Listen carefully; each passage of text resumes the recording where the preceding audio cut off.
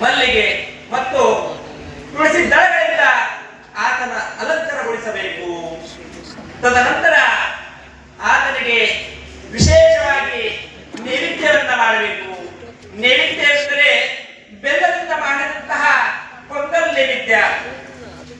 ಆ ವಿಷ್ಣು ಪರಮಾತ್ಮನ ಭಕ್ತನಾದ್ದರಿಂದ ಲಾಡುವಿನ ನೈವೇದ್ಯವನ್ನು ಮಾಡಬೇಕು. ಅದಲ್ಲದೆ ಆತನಿಗೆ ಸೋದರನಾದಂತಹ ಆ ಯಮಧರ್ಮರಾಜನ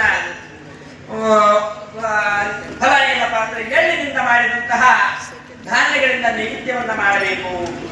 ತದನಂತರ ಭಕ್ತಿ ಗೀತೆಗಳಿಂದ ಆರತಿಯನ್ನ ಮಾಡಿ ಆತನಿಗೆ ಶರಣಾಗತಿಯಾದಲ್ಲಿ ಮತ್ತು ನಮ್ಮಂತಹ ಪಂಡಿತರಿಗೆ ವಿಶೇಷವಾಗಿ ಗೋದಾನ, ಧನ, ವಸ್ತ್ರದಾನ ಮತ್ತು ಎಲ್ಲದಕ್ಕೂ ಮಿಗಿಲಾಗಿ ಕುಷ್ಮಾಂಡ ದಾನವನ್ನ ಅಂದ್ರೆ ಕುಂಬಳಕಾಯಿ ದಾನವನ್ನ ಕೊಟ್ಟಿದ್ದೆ. ಆದಲ್ಲಿ ಈಗ ನಿನಗೆ ಒದಗಿ ಬಂದಂತಹ ಕಷ್ಟಗಳು ತಾನಾಗಿ ಇಂದ ಜರುಗುವ ರಾಜೇಂದ್ರ.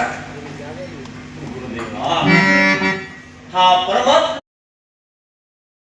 ವಿಗ್ರಹವನ್ನ ಸ್ಥಾಪಿಸಿ ಆ ವಿಗ್ರಹಕ್ಕೆ ನಾನಾ ವಿಧ ಅಭಿಷೇಕಗಳು ಅಂದ್ರೆ ಶುದ್ಧವಾದ ಜಲದಿಂದ ಸ್ನಾನವನ್ನ ಮಾಡಿಸಿ, ಪಂಚಾಮೃತ ಸ್ನಾನವನ್ನ ಮಾಡಿಸಿ, ಪನ್ನೀರು ಸ್ನಾನವನ್ನ ಮಾಡಿಸಿ, ಎಳನೀರಿನ ಸ್ನಾನವನ್ನ ಮಾಡಿಸಿ ಜಲದಿಂದ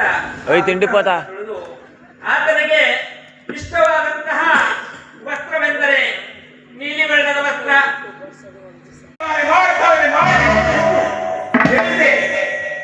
ನನ್ನನ್ನು ಬಾಯಿಗೆ ಬಂದಂತೆ ನನ್ನನ್ನು ಜಗತ್ತಿತ್ತು.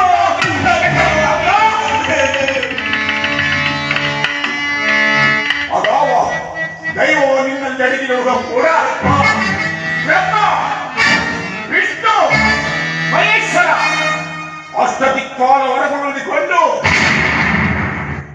ನನ್ನ ಹೆಸರನ್ನು ಕೇಳಿದ ಮಾತ್ರದಿಂದ